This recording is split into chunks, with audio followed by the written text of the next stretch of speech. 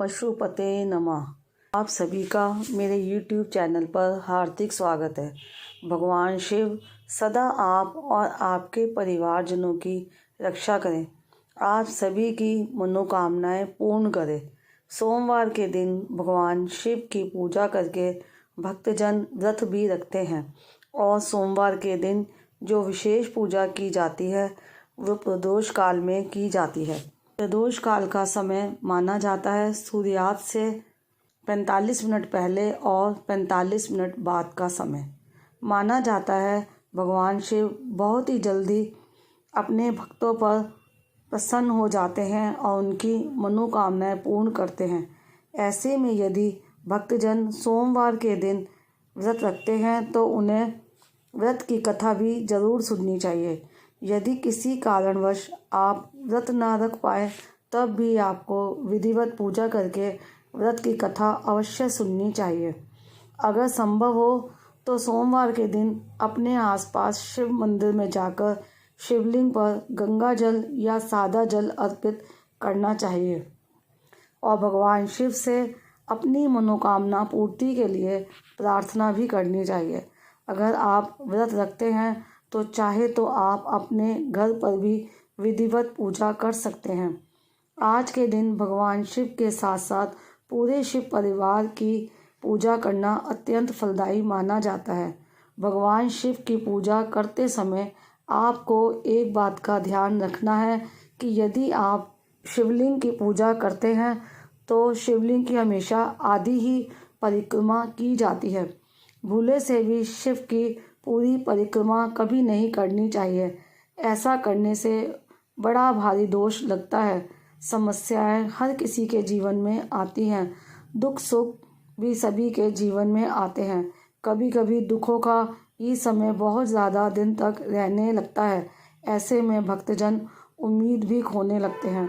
कहते हैं कि हम चारों ओर से निराश हो जाएं तब एक बार सच्चे मन से अपने आराध्य को अवश्य पुकारना चाहिए। भगवान ही है जो हमारे सारे दुख दूर करते हैं। ऐसे में अगर भगवान की पूजा करते समय कुछ विशेष नियमों का पालन करते हुए पूजा या उपवास रख लिया जाए तो कहते हैं कि की गई पूजा का या व्रत का फल जल्दी प्राप्त होता है। आइए आज सुनते हैं सोमवार व्रत कथा। व्रत कथा सुनने के बाद कमेंट बॉक्स में भोलेनाथ की जय जरूर लिखिएगा। हे भोलेनाथ, इस कथा को कहने सुनने और हुंकारा भरने वाले सभी भक्तों के जीवन से हर दुख दूर करना, सभी की मनोकामनाएं पूर्ण करना। एक समय की बात है, किसी नगर में एक साहूकार रहता था। उसके घर में धन की कोई कमी नहीं थी, लेकिन उसकी कोई संतान नहीं थी। इसी कारण वह बहुत दुखी था। पुत्र प्राप्ति के लिए वह प्रत्येक सोमवार व्रत रखता था और पूरी श्रद्धा के साथ शिव मंदिर जाकर भगवान शिव और पार्वती जी की पूजा करता था।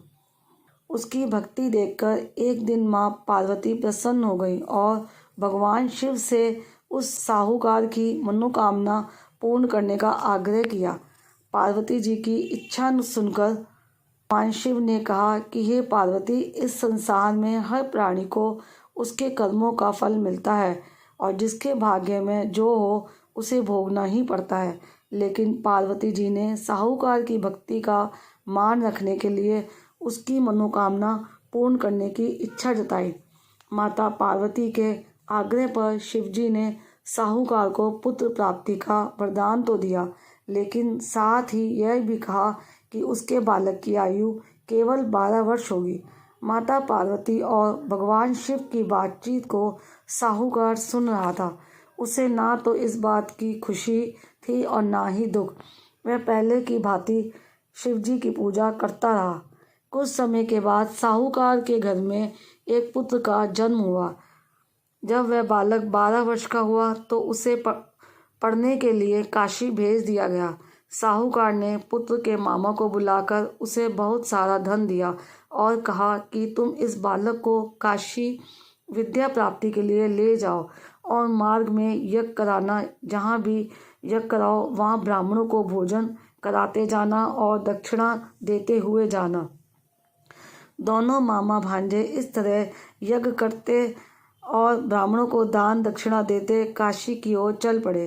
रात में एक नगर पड़ा जहाँ नगर के राजा की कन्या का विवाह था, लेकिन जिस राजकुमार से उसका विवाह होने वाला था वह एक आँख से काना था। राजकुमार के पिता ने अपने पुत्र के काना होने की बात को छुपाने के लिए एक चाल सोची। साहूकार के पुत्र को देखकर उसके मन में एक विचार आया। उसने सोचा, क्यों ना इस लड़के को दूल्हा बनाकर राजकुमारी से विवाह करा दूं। विवाह के बाद इसको धन देकर विदा कर दूंगा और राजकुमारी को अपने नगर ले जाऊंगा। लड़के को दूल्हे के वस्त्र पहनाकर राजकुमारी से विवाह कर दिया गया, लेकिन साहूकार का पुत्र ईमानदार था। उसे यह बात न्याय संगत नहीं लगी। उसने अवसर पाकर राजकुमारी की चुन्नी के पल्ले पर लिखा कि तुम्हारा विवाह तो मेरे साथ हुआ है, लेकिन जिस राजकुमार के संग तुम्हें भेजा जाएगा वह एक आँख से काना है। मैं तो काशी पढ़ने जा रहा हूँ। जब राजकुमारी ने चुन्नी पर लिखी बातें पढ़ी तो उसने अपने माता पिता को यह बात बताई। राजा ने अपनी पुत्री को विदा नहीं किया, जिससे बारात वापस चली गई। दूसरी ओर साहूकार का लड़का और उसका मामा काशी पहुँचे और वहाँ जाकर उन्होंने यज्ञ किया। जिस दिन लड़के की आयु 12 साल की हुई उसी दिन यज्ञ रखा गया। लड़के ने अपने मामा से कहा कि मेरी तबीयत कुछ ठीक नहीं है। मामा ने कहा कि तुम अंदर जाकर सो जाओ। शिवजी के वरदान अनुसार कुछ ही देर में उस बालक के प्राण निकल गए। मृत भांजे को देख उसके मामा ने विलाप शुरू किया। संयोगवश उसी समय शिवजी और माता पार्वती उधर से जा रहे थे। पार्वती ने भगवान से कहा, स्वामी, मुझे इसके रोने के स्वर सहन नहीं हो रहे। आप इस व्यक्ति के कष्ट को अवश्य दूर करें।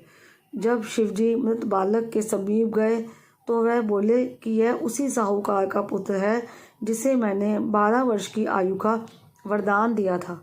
अब इसकी आयु पूरी हो चुकी है, लेकिन मातृभाव से विभोर माता पार्वती ने कहा कि हे महादेव, आप इस बालक को और आयु देने की कृपा करें, अन्यथा इसके वियोग में इसके माता पिता भी तड़प तड़प कर मर जाएंगे।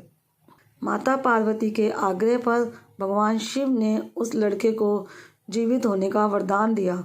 शिवजी की कृपा से वह लड़का जीवित हो गया। शिक्षा समाप्त करके लड़का मामा के साथ अपने नगर की ओर चल दिया। दोनों चलते हुए उसी नगर में पहुँचे जहाँ उसका विवाह हुआ था। उस नगर में भी उन्होंने यज्ञ का आयोजन किया। उस लड़के के ससुर ने उसे पहचान लिया और महल में ले जाकर उसकी खातिरदारी की और अपनी पुत्री को विदा किया। इधर साहूकार और उसकी पत्नी भूखे प्यासे रहकर बेटे की प्रतीक्षा कर रहे थे।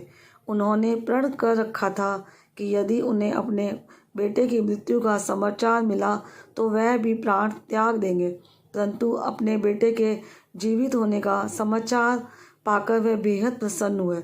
उसी रात भगवान शिव ने व्यापारी के स्वप्न में आकर कहा, हे श्रेष्ठी, मैंने तेरे सोमवार के व्रत करने और व्रत कथा सुनने से प्रसन्न होकर तेरे पुत्र को लंबी आयु प्रदान की है। इसी प्रकार जो कोई सोमवार व्रत करता है या कथा सुनता है और पढ़ता है, उसके सभी दुख दूर होते हैं और समस्त मनोकामनाएं पूर्ण होती है। हे भोलेनाथ, जिस तरह से आपने साहूकार के दुख को दूर किया, उसी तरह से इस कथा को सुनने वाले सभी भक्तों के दुख दूर करना। ये थी सोमवार व्रत कथा।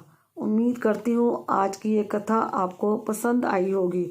आज की ये वीडियो आपको कैसी लगी मुझे कमेंट बॉक्स में जाकर बताइएगा।